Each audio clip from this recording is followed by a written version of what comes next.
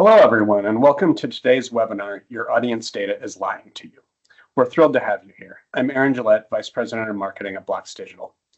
Audience data is the lifeblood of any successful digital strategy, but it's often incomplete, siloed, or downright misleading. That's where today's conversation comes in. We're here to help you uncover those blind spots and walk away with practical strategies to fix them. This discussion actually began as a live panel at this year's mega conference featuring the same incredible speakers you'll hear from today. It was such a hit that we turned it into a white paper, which, by the way, you can download for free. We'll share the link at the end of the presentation. But enough from me. I'm excited to hand things over to one of the minds behind that panel and the paper, our very own Director of Audience, Bridget Sidthorpe-Moker. Bridget, take it away. Thanks, Aaron. Hi, everyone. I'm Bridget, Director of Audience here at BLOX Digital. So I like to say I help media businesses make money. So I lead product strategy for subscriptions, paywalls, payments, that sort of thing. So I'm joined by Kyle Rickoff and Riley Needler today, who we'll introduce in just a moment.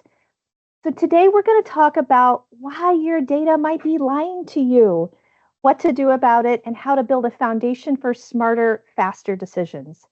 We would love to hear from you throughout, so watch out for interactive polls in our live Q&A.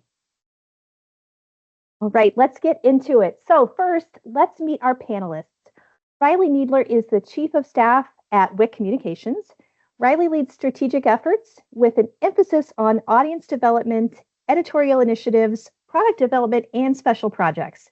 He previously served as the company's digital audience editor and has a background in enterprise reporting and photojournalism. Welcome, Riley. Kyle Rickoff is the fractional digital CAO/CTO for Align Simple. Kyle has 2 decades in local media leadership and operational productivity. He can confidently navigate, translate, and deliver effective communications backed by data. He engages stakeholders and gains buy-in by focusing on strategic and financial benefits for each initiative. Welcome, Kyle. We are so appreciative of your time here today, guys. So before we dive in for some questions, I want to set the stage a little bit for what we're talking about today. So every day, we rely on data to make critical business decisions, whether you're a publisher, audience director, whether you're in media or not, in any business, right? Yet, too often, those decisions are based on fragmented, incomplete analytics, leading to blind spots, missed opportunities, and sometimes costly mistakes. Disjointed systems like CMS, CRM, circulation systems, paywalls, email systems, each of those tell a different story, right? And departments can operate with isolated metrics, creating misalignment. So sometimes those legacy sources of truth, while they're focused on billing and financials, they only capture part of the audience journey. So think about it like this. So if you could imagine a group of people that are blindfolded and they're led to an elephant, okay? One grabs the tail and says, it's a rope. One grabs the trunk and says, it's a snake. One feels a leg and it says, it's a tree trunk. Each person is pretty sure they know what they're dealing with, but because they're only touching part of the elephant, they're all wrong. That's what happens when teams rely on disconnected data systems. Each department sees something different. Today, we'll talk about how to take off the blindfold and see the full picture. Now let's dive in with some questions. Let's start off with the illusion of data accuracy. So many publishers assume they have complete and accurate audience data, but in reality, they might only be looking at part of the elephant. So what are some of the biggest misconceptions publishers have about their own data? Riley, what do you think? Generate subscriptions or newsletter signups. So, it's about being complete and thorough and painting the full picture. Excellent. Thank you. All right, so now we'd like to hear from you in the audience that are watching this webinar today. We have a live poll.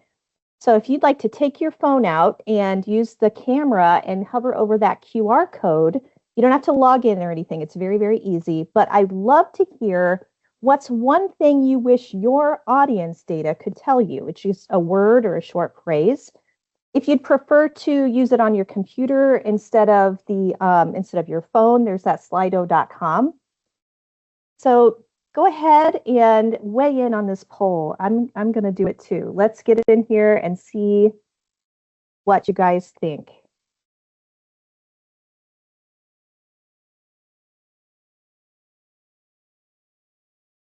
What's one thing you wish your audience data could tell you? All right, we have data flowing in now. Where and what to do next? That's a really good one. Why they clicked, what they clicked. That's excellent. Keep it coming, guys. User real world location. That's a really good one. Yeah. What creates a subscription purchase? Next strategies. This is great. This is great. Go ahead and keep it coming. We're gonna go to the next slide, but we're gonna check back and look at this word cloud and see what's been produced. Okay, so keep it going. This is gonna run in the background while we go to the next slide. Okay, really great. Now this one is a little controversial. Okay, so single source of truth. So the myth is that, especially with legacy systems, that there's one program that can tell you everything you need to know. And that used to be the case for billing in the like circulation systems, for example.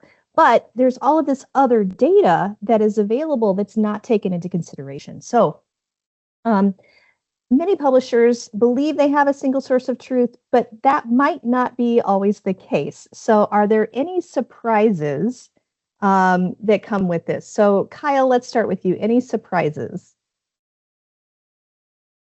Yeah, a single source of truth is a bit of a fallacy when folks start looking at how to kind of pull data together. So if they're looking at the purchase process, you know, they want all this information about a consumer all the way through to purchase, but it's analytics, not accounting. So there'll be Right. breaks within that on what they can share around privacy and a few other things. You know, looking at some of the responses right before this, when you look at single source of truth, people look at legacy systems. Riley brought up like page views. Does page views really answer what you need? Do video plays, that is not universal across all systems. Like the definition of what is a play needs to be decided by your media organization. And when we look at a few of the suggestions that came in on your great survey that I know folks can still respond to, you know, there are questions about Get back to that. was single source on demographic information, location information, topics. Yeah.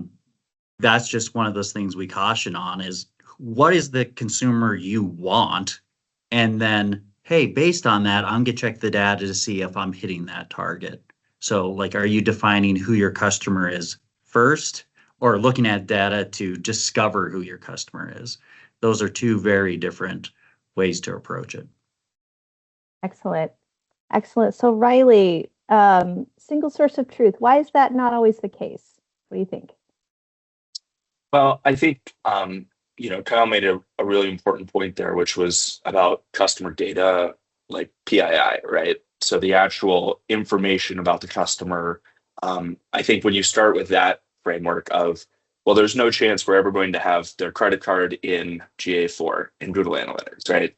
So like when you have some of those just like underlying core truths that you at some point are going to have fragmented data, you know, I think things like CDPs and DMPs help you bring it together and fill in some of the gaps. But you know, the other way I think about this question is, you know, for those of us who are working with the data every day, we know that there's going to be multiple locations we're pulling things from and sourcing them. But my goal, you know, when I'm working with our internal teams, is to provide them with as close to a single source of data truth as I can, right? And that gets to like dashboard design, KPI design, like how you're delivering these things. And if you're using the right tools in the right way, you can stitch together multiple sources into what is something that eventually comes closer to a single source of truth for your end users who are, just fitting this into their normal day. They want one quick view that tells them as much of the whole story as they can get, right? Right. That's excellent. All right, now I'd like to hear from the audience again. We have another poll, so go ahead and get out your phones. So this one's multiple choice, maybe it's a little bit easier. But which of these best describes your current data setup? We're sort of curious, are you in an organization that's working toward consolidation? Have you started? Do you feel like you're there? Or is it something else? We would love to hear from you on where you feel like you're at in this quest. And of course, it's never going to be done because there's always data, new data, there's always changes.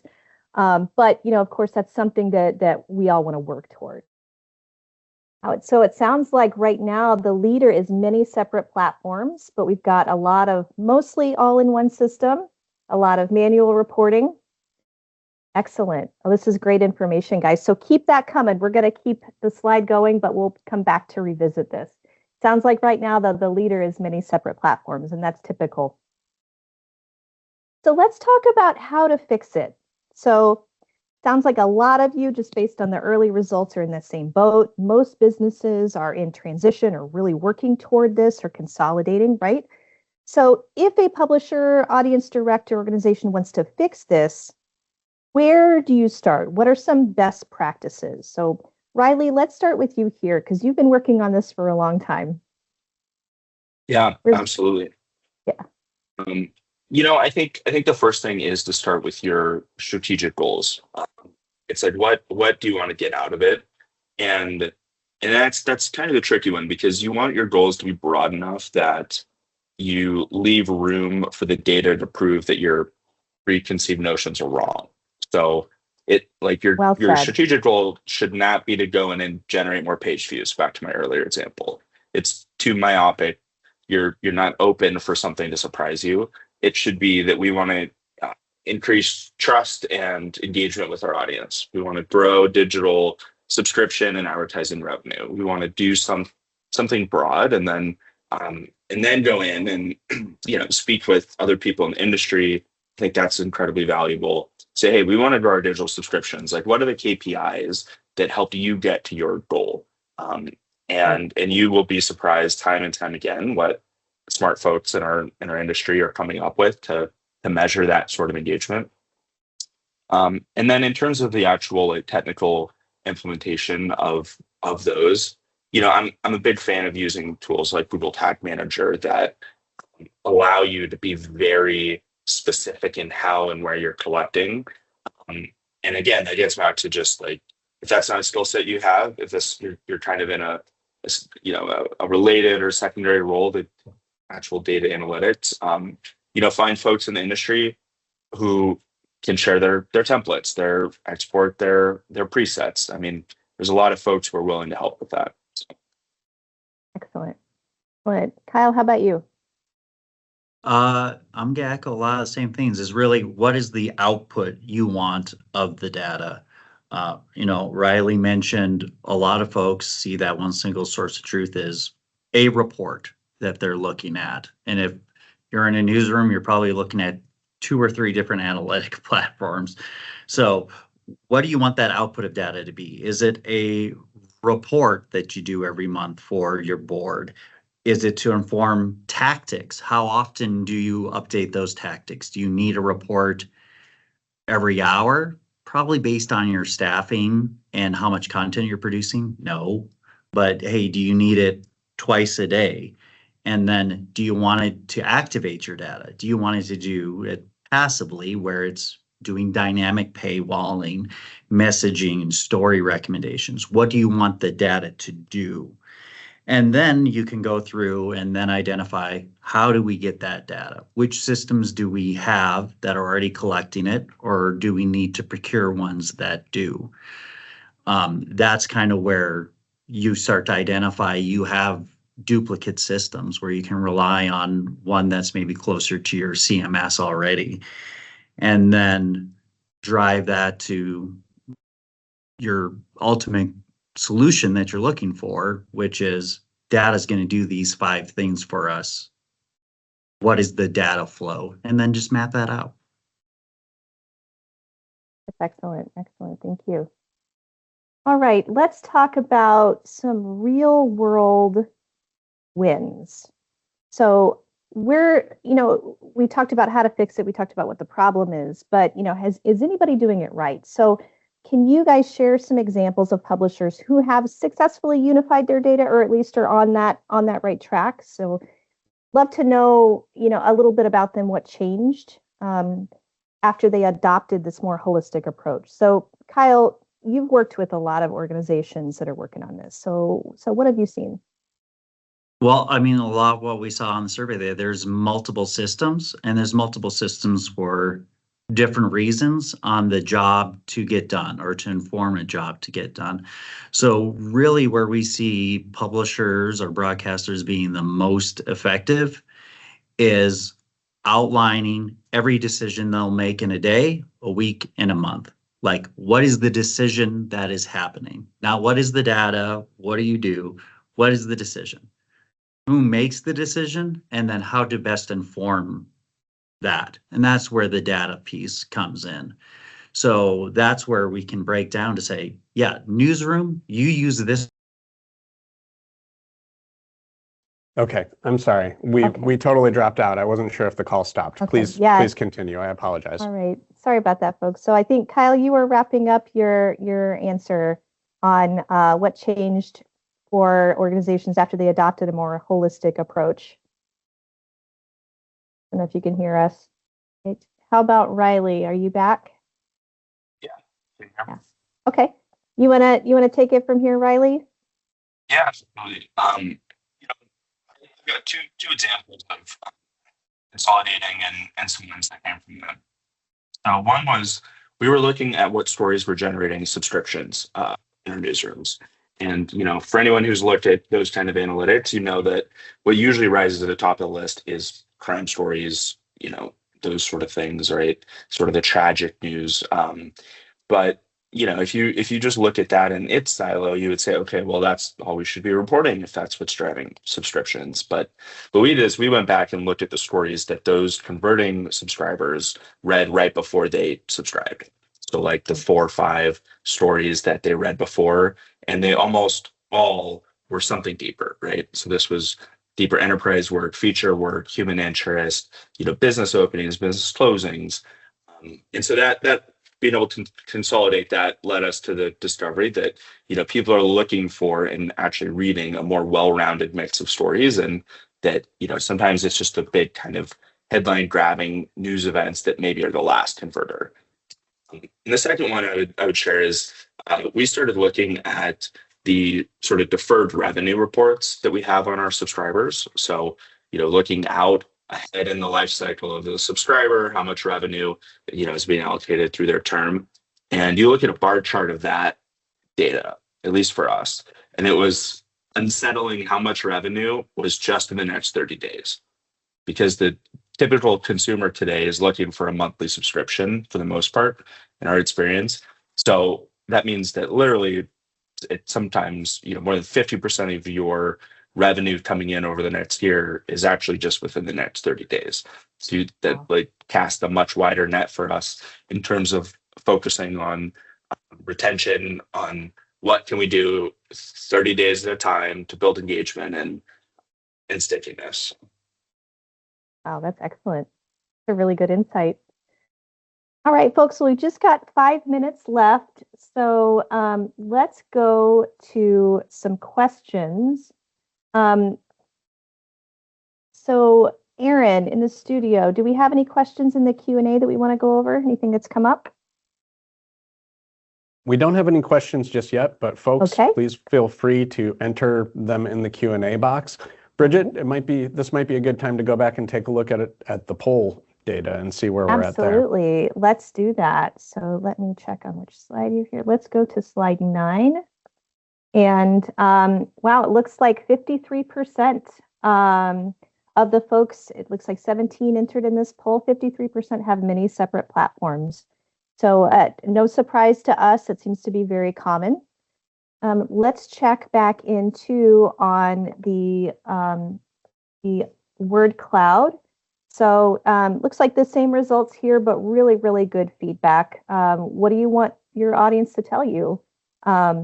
It's is really good stuff. So while we look for other questions, I do want to do a little bit of a shameless plug, folks. So if you have heard, if you have or haven't heard, BLOX is working on a brand new CMS. We call it BLOX Next.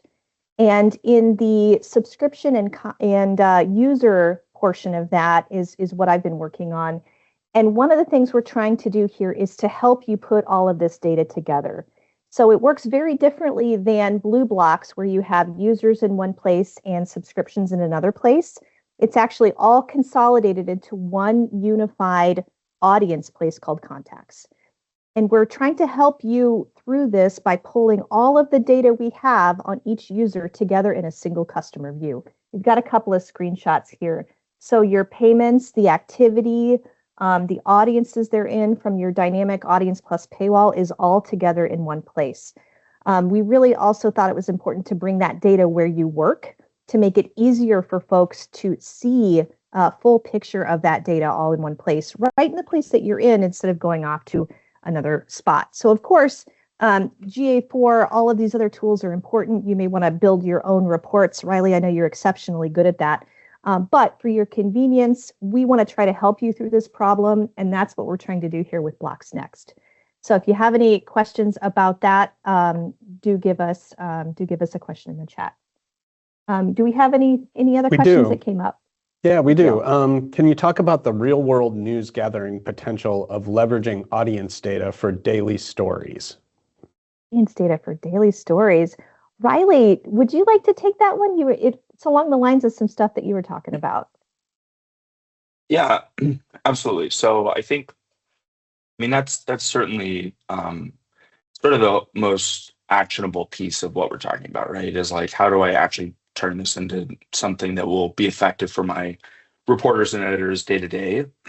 And what I've tried to do is find some combination of metrics that allow me to highlight just a handful of stories over a day-to-day or week-to-week period that really rose above the conversation level. So things that really stood out. And for that, like I'm looking at a combination of engagement metrics that were above some sort of average or baseline. Also some like qualitative feedback. So for example, we have a simple feedback at the bottom of our stories that allow users to like give it a thumbs up or thumbs down. And the way we phrase that question is, was the information in this story important? Or was it valuable? Was it helpful? Like, so not just did you like it, Right. which is asking a different sort of question. And so when we do that, again, we're looking for the things that are not just the big breaking news stories, but a deeper story on high school sports that really hit a niche audience and that maybe we could double down on. So it's looking for the things that are cutting above and trying to mix the quantitative with the qualitative for us. That's excellent. Thank you. Kyle, I see you're back. Do you have anything to add? Really with the last question, it really depends on your community and the size of your newsroom.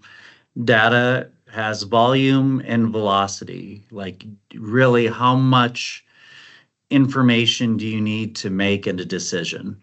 And that really depends if 100 people view a story and 50 of them bounce is a lot different than if 10,000 people viewed a story and half of those bounced. So really, you've got to look into what is the behavior you want people to have on an individual story and what is the success within that. So when you're selecting your news stories, you're looking at what did well, what didn't do well is really a newsroom decision on, well, what to do next. And hopefully, when you put out that first story, you had an intent on what you wanted that user to do. And that might be your registration for your paywall is the obvious answer. But as we work with more nonprofit newsrooms and even for-profits, is that impact report. Did you want them to register for an event? Did you want them to comment and contribute and be more engaged with your media brand? And so we're seeing more people kind of look at that. So when they go to a daily story and they're producing a series, each one of those might have a different audience engagement target that they're looking for. Excellent. Thank you. And I know we're over on time, but I just want to say thank you so much to Riley and Kyle for sharing your expertise with us. This has been fantastic.